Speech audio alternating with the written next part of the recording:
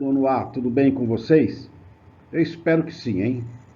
Bem, nesta videoaula nós vamos tratar com vocês o assunto de racionalizar denominadores, numa operação que a matemática chama de racionalização de denominadores. Não se deixe impressionar aí por este nome, porque nesta videoaula nós vamos dar todas as informações necessárias para você aprender este conteúdo. Mas antes de darmos início à videoaula propriamente dita, roda a vinheta.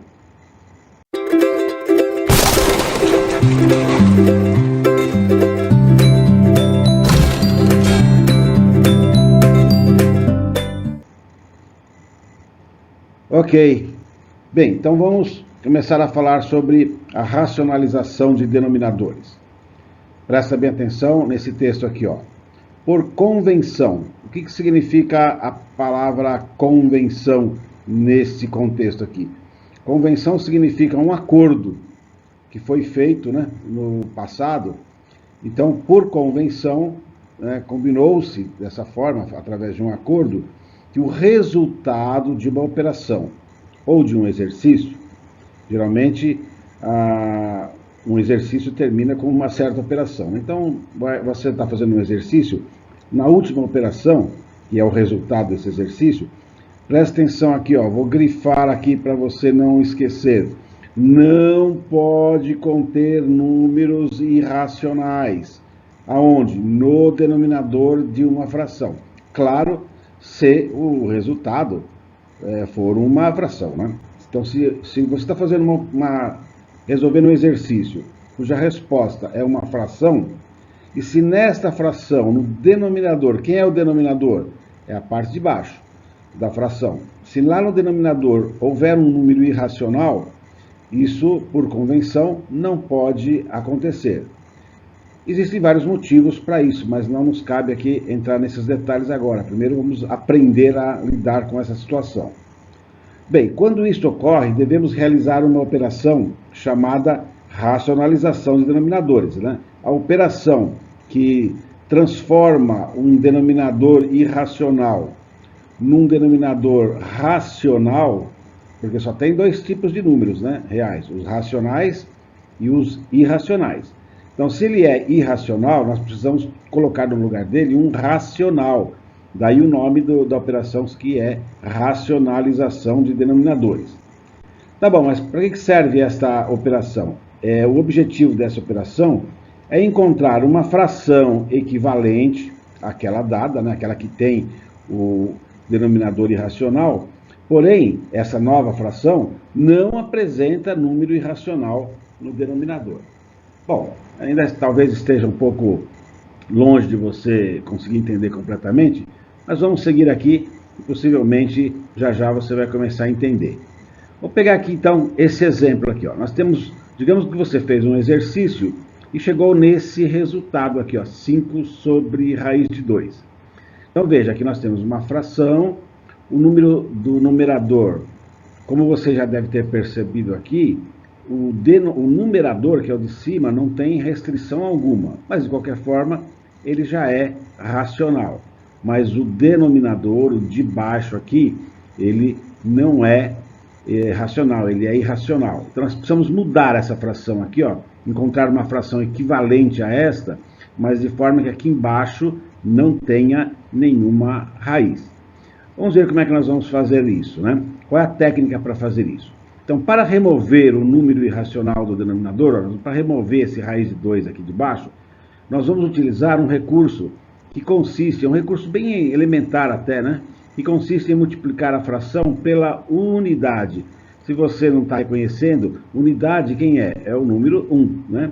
Então veja só, se você tiver o número 2 e você multiplicar por 1, o resultado é o próprio número 2. Se você tiver o número 5 e multiplicar por 1, o resultado é o próprio número 5. Ou seja, o número 1, ele é o elemento neutro da multiplicação. Você multiplica um número por 1, dá ele mesmo. Se você multiplica o outro número por 1, dá ele mesmo. Claro que se eu multiplicar, preste bem atenção, se eu multiplicar esta fração aqui, ó, por 1, eu vou obter um resultado que é igual, equivalente, né, no caso, a essa mesma fração. Não vou alterar o valor da fração, né? Então, a técnica é essa. Eu vou pegar a fração e multiplicar por 1. Puxa vida, mas aí, professor, se eu multiplicar 5 sobre raiz de 2 por 1, vai continuar dando 5 sobre raiz de 2. Mas aí é que está a grande jogada aqui, ó. Olha só, mas nós vamos escolher um formato adequado para a unidade. Então vamos nos lembrar o seguinte, se eu tiver aqui o número 5 e eu dividir esse número 5 por 5 mesmo, quanto que dá isso aqui? Isso aqui dá 1. Então a fração 5 sobre 5 é também uma maneira de você representar a unidade. 5 sobre 5 é igual a 1. E se fosse 2 sobre 2, também daria 1. E se fosse A sobre A, também daria 1. Claro, o denominador nunca pode ser 0. Mas supondo que esse A não seja 0, qualquer outro valor A sobre A dá 1. B sobre B dá 1. C sobre C dá 1. Sempre com a ressalva de que aqui embaixo não pode ser 0. Bem, então se nós podemos escrever o número 1 aqui, ó, mas não nesse formato de número 1. Nós podemos escrever no formato de uma fração em que o de cima é igual ao de baixo. Já, quando nós estivermos realizando as operações, você vai entender melhor o porquê que nós faremos isso. Bom, nós temos que multiplicar por uma fração cujo numerador é igual ao denominador, por motivos óbvios, para representar o 1. Se não, eu multiplicar só o de cima, ou só o de baixo por um número e o embaixo não, por exemplo, nós vamos alterar a fração. Então, nós vamos escolher um formato adequado para a unidade, né? Então, sabemos que a divisão de dois números iguais, eles têm que ser diferentes de zero, resulta sempre na unidade. Por isso, a fração conveniente para resolver esse problema aqui, ó, é essa fração aqui, ó. Essa é a unidade escrita desse jeito, raiz de 2 sobre raiz de 2. Professor, não sei se estou entendendo não, hein? Não sei se estou entendendo não, porque já é meio difícil perceber que isso aqui é igual a um número 1, né? Mas né? Toda vez que você divide um número por ele mesmo, isso aqui vale 1. Então, nós vamos pegar esta fração aqui, quer dizer, a fração original ali, vou pegar aqui o apontador, aqui, ó, essa fração, e vamos multiplicar por essa outra fração, sabendo de antemão que essa fração aqui vale 1. Mas e por que é raiz de 2 sobre 2? É porque aqui embaixo é raiz de 2. Então, se aqui fosse raiz de 3, aí você usaria raiz de 3 sobre raiz de 3. E se aqui fosse raiz de 10, você usaria raiz de 10 sobre raiz de 10. Tá compreendendo? Então, eu tenho que escrever o número 1 num formato de uma fração, de forma que o de cima e o de baixo sejam iguais a esse aqui de baixo. Vamos continuar esse caso aqui no próximo slide.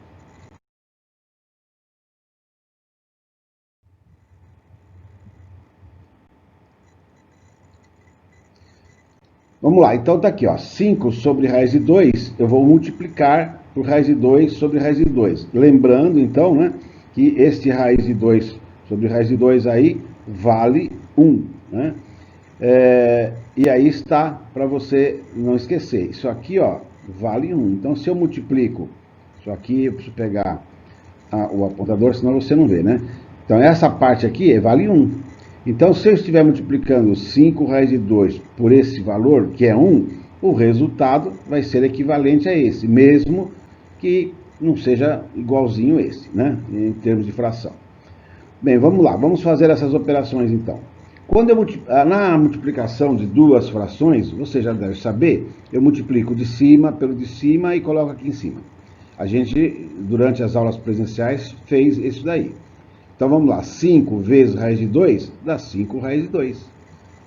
E embaixo, raiz de 2 vezes raiz de 2, veja só, como aqui é o mesmo índice, raiz quadrada e raiz quadrada, bom, primeiro vamos escrever aqui, né, raiz de 2 vezes raiz de 2.